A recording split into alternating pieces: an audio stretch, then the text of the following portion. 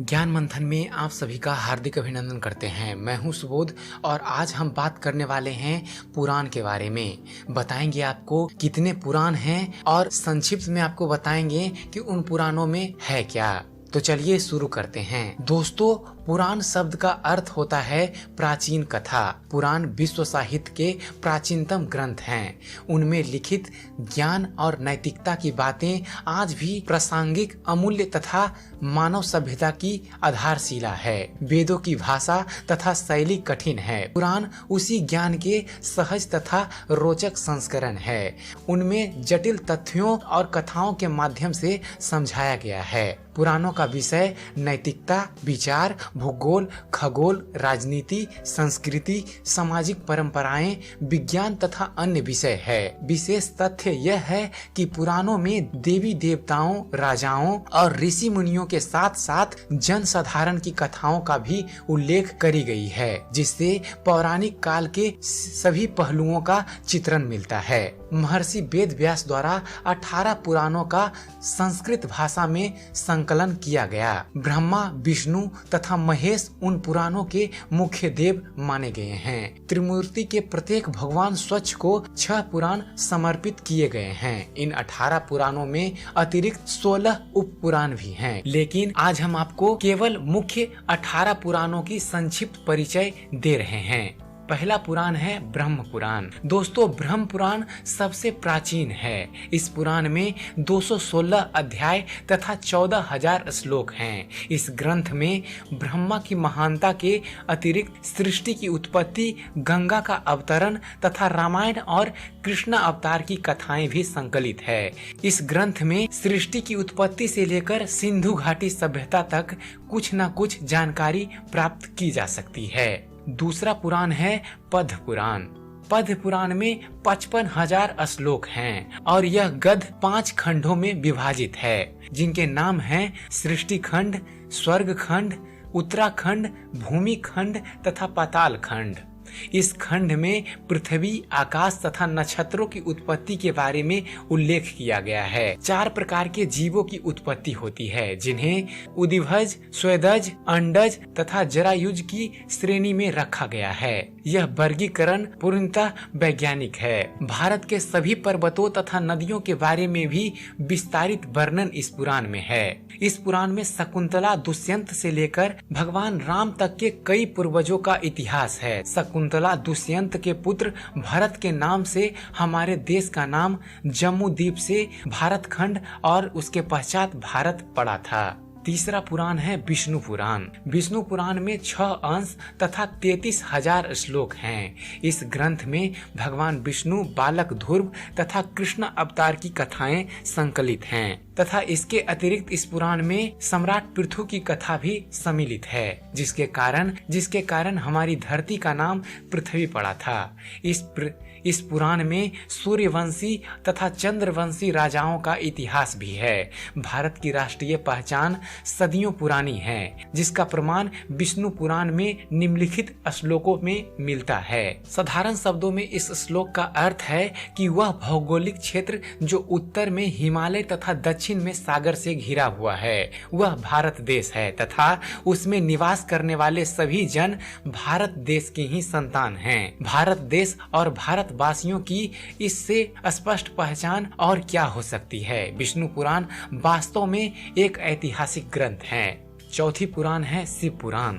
शिव पुराण में 24,000 श्लोक हैं तथा यह 7 संहिताओं में विभाजित है। इस ग्रंथ में भगवान शिव की महानता तथा उनसे संबंधित घटनाओं को दर्शाया गया है। इस ग्रंथ को वायु पुराण भी कहते हैं। इसमें कैलाश पर्वत, शिवलिंग तथा रुद्राक्ष का वर्णन और महत्व, सप्ताह के दिनों के नामों की रचना, प्रजापतियों तथा काम पर विजय पाने के संबंध में वर्णन किया गया है। सप्ताह के दिनों के नाम हमारे सौर मंडल के ग्रहों पर आधारित हैं और आज भी लगभग समस्त विश्व में प्रयोग किए जाते हैं। 5वीं पुराण है भगवत पुराण। भगवत पुराण में 18,000 श्लोक हैं तथा 12 स्कंध हैं। इस पुराण में भक्ति, ज्ञान तथा वैराग्य की महानता को दर्शाया गया है। विष्णु और कृष्ण अवतार की कथाओं के अतिरिक्त इस पुराण में महाभारत काल से पूर्व के कई राजाओं, ऋषि मुनियों तथा असुरों की कथाएं भी संकलित की गई है। इस ग्रंथ में महाभारत युद्ध के पश्चात श्री कृष्ण का देह त्याग, द्वारिका नगरी का जलमग्न होने और यादव वंशियों का नाश तक का विवरण भी दिया गया है। छठा पुराण है नारद पुराण। नारद पुराण में 25,000 श्लोक हैं तथा इसके 2 भाग हैं। इस ग्रंथ में सभी 18 पुराणों का सार दिया गया है। प्रथम भाग में मंत्र तथा मृत्यु पश्चात के कर्म आदि के विधान हैं। गंगा अवतरण की कथा भी विस्तार पूर्वक इस पुराण में दी गई है। दूसरे भाग में संगीत के 7 स्वरों, सप्तक के मंत्र, मध्य तथा तार स्थानों, मूर्छनाओं, शुद्ध एवं कूट तानों और स्वरम मंडल का ज्ञान लिखित है। संगीत पद्धति का यह ज्ञान आज भी भारतीय संगीत का आधार है। जो पाश्चात्य संगीत की चकाचौंध से चकित हो जाते हैं, उनके लिए उल्लेखनीय तथ्य यह है कि नारद पुराण में कई शताब्दी पश्चात तक भी पाश्चात्य संगीत में केवल 5 स्वर होते थे तथा संगीत की थ्योरी का विकास शून्य के बराबर था। मूर्छनाओं के आधार पर ही पाश्चात्य संगीत के स्केल बने हैं। 7वां पुराण है मार्कंडेय पुराण। दोस्तों, अन्य पुराणों की अपेक्षा यह सबसे छोटा पुराण है। मार्कंडेय पुराण में 9,000 श्लोक तथा 137 अध्याय हैं। इस ग्रंथ में सामाजिक न्याय और योग के विषय में ऋषि मार्कंडेय तथा ऋषि जैमिनी के मध्य में हुआ वार्तालाप है। इसके अतिरिक्त भगवती दुर्गा तथा श्री कृष्ण से जुड़ी हुई कथाएं भी इस पुराण में संकलित हैं। 8वीं पुराण है अग्नि पुराण। अग्नि पुराण में 283 अध्याय तथा 15,000 श्लोक हैं। इस पुराण को भारतीय संस्कृति का ज्ञान कोश यानी कि इंसाइक्लोपीडिया कह सकते हैं। इस ग्रंथ में मत्स्य अवतार, रामायण तथा महाभारत की संक्षिप्त कथाएं भी संकलित हैं। इसके अतिरिक्त इस पुराण में कई विषयों पर वार्तालाप है, जिनमें धनुर्वेद, गंधर्व वेद तथा आयुर्वेद मुख्य हैं। धनुर्वेद, गंधर्व वेद तथा आयुर्वेद को उपवेद भी कहा जाता है। 9वां पुराण है भविष्य पुराण। भविष्य पुराण में 129 अध्याय तथा 28,000 श्लोक हैं। इस ग्रंथ में सूर्य का महत्व, वर्ष के 12 महीनों का निर्माण, भारत के सामाजिक, धार्मिक तथा शैक्षिक विधानों आदि कई विषयों पर वार्तालाप है। इस पुराणों में सांपों की पहचान, विष तथा विषदंश संबंधी महत्वपूर्ण जानकारी दी गई है। इस पुराण की कई कथाएं बाइबिल तथा कथाओं से भी मेल खाती है। इस पुराण में पुराने राजवंशों के अतिरिक्त भविष्य में आने वाले नंद वंश, मौर्य वंशों, मुगल वंश, छत्रपति शिवाजी और महारानी विक्टोरिया तक का वृतांत भी दिया गया है। ईसा के भारत आगमन तथा मोहम्मद और कुतुबुद्दीन ऐबक का जिक्र भी इस पुराण में दिया गया है। यह पुराण भी भारतीय इतिहास का महत्वशाली स्रोत है, जिस पर शोध कार्य करना चाहिए। 10वां पुराण है ब्रह्म वैवर्त पुराण। दोस्तों, ब्रह्म वैवर्त पुराण में 18,000 श्लोक तथा 218 अध्याय हैं। इस ग्रंथ में ब्रह्मा, गणेश, तुलसी, सावित्री, लक्ष्मी, सरस्वती तथा कृष्ण की महानता को दर्शाया गया है तथा उनसे जुड़ी हुई कथाएं संकलित की गई है। इस पुराण में आयुर्वेद संबंधी ज्ञान भी संकलित है। 11वां पुराण है लिंग पुराण।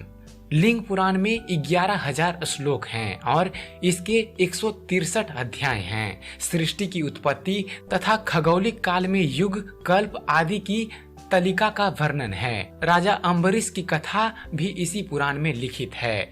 इस ग्रंथ में अघोर मंत्रों तथा अघोर विद्या के संबंध में भी उल्लेख किया गया है। 12वां पुराण है बाराह पुराण। बाराह पुराण में 217 स्कंध तथा 10,000 श्लोक हैं। इस ग्रंथ में बराह अवतार की कथा के अतिरिक्त भगवत गीता के महात्म्य का भी विस्तार पूर्वक वर्णन किया गया है। इस पुराण में सृष्टि के विकास, स्वर्ग, पाताल तथा अन्य लोकों का भी वर्णन दिया गया है।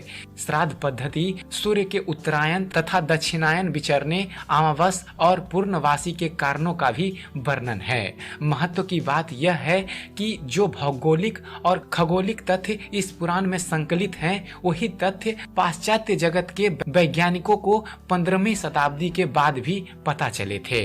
13वां पुराण है स्कंद पुराण।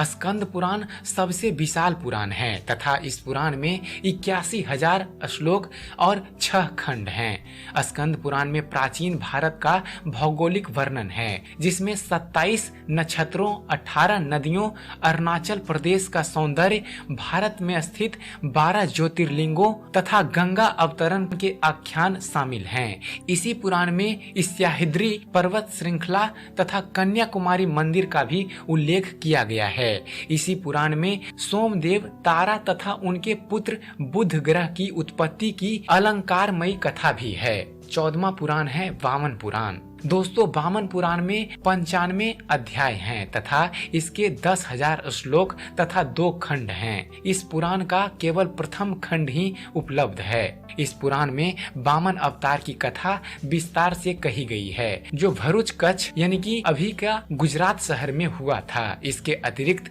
इस ग्रंथ में भी सृष्टि, जम्मू द्वीप तथा अन्य 7 द्वीपों की उत्पत्ति, पृथ्वी की भौगोलिक स्थिति, महत्वशाली पर्वतों, नदियों तथा भारत के खंडों का जिक्र भी संकलित किया गया है।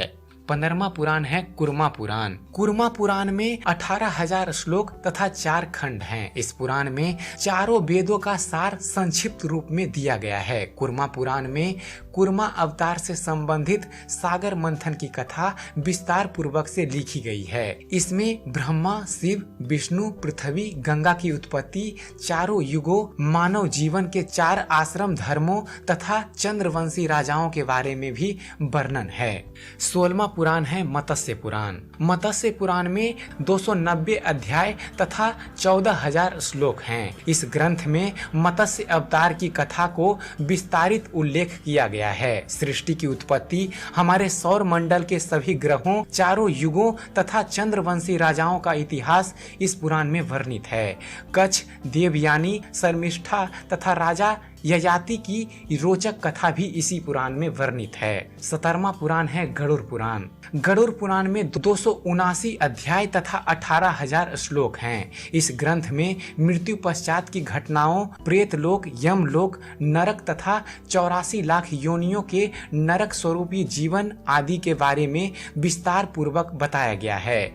इस पुराण में कई सूर्यवंशी तथा चंद्रवंशी राजाओं का वर्णन भी है। साधारण लोग इस ग्रंथ को पढ़ने से हिचकते हैं, क्योंकि इस ग्रंथ को किसी संबंधी या परिचित की मृत्यु होने के पश्चात ही पढ़वाया जाता है। वास्तव में इस पुराण में मृत्यु पश्चात पूर्व जन्म होने पर गर्भ में स्थित भ्रूण की वैज्ञानिक अवस्था सांकेतिक रूप से बखान की गई है, जिसे वैतरणी नदी आदि की संज्ञा दी गई है। और 18वां पुराण है ब्रह्मांड पुराण। दोस्तों, ब्रह्मांड पुराण में 12,000 श्लोक तथा पूर्व, मध्य और उत्तर 3 भाग हैं। मान्यता है कि अध्यात्म रामायण पहले इसी पुराण का ही एक अंश थी, जो अभी एक पृथक ग्रंथ है। इस पुराण में ब्रह्मांड में स्थित ग्रहों के बारे में वर्णन किया गया है। कई सूर्यवंशी तथा चंद्रवंशी राजाओं का इतिहास भी इस पुराण में संकलित है। सृष्टि की उत्पत्ति के समय से लेकर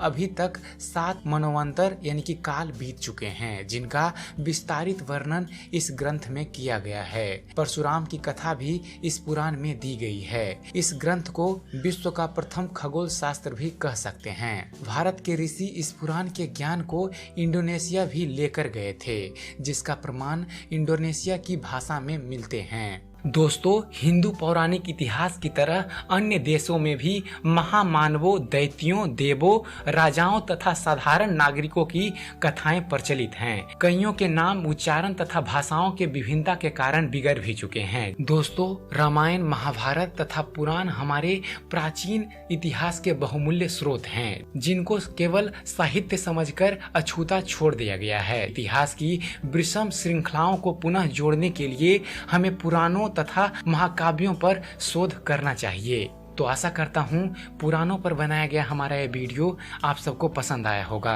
अगर जो आपको इस चैनल पर दी गई जानकारी हमारी द्वारा बनाई गई वीडियो पसंद आती है तो हमारे वीडियो को लाइक शेयर जरूर कीजिए। हमारे वीडियो के बारे में कमेंट कीजिए कि आपको यह कैसा लगता है। आपका एक कमेंट हमें अच्छी से अच्छी वीडियो बनाने के लिए प्रेरित करता है। और साथ ही साथ हमारे चैनल को सब्सक्राइब करना ना भूलें। हमारे चैनल को सब्सक्राइब कीजिए और देखते रहिए, जानते रहिए। धन्यवाद। जय हिंद।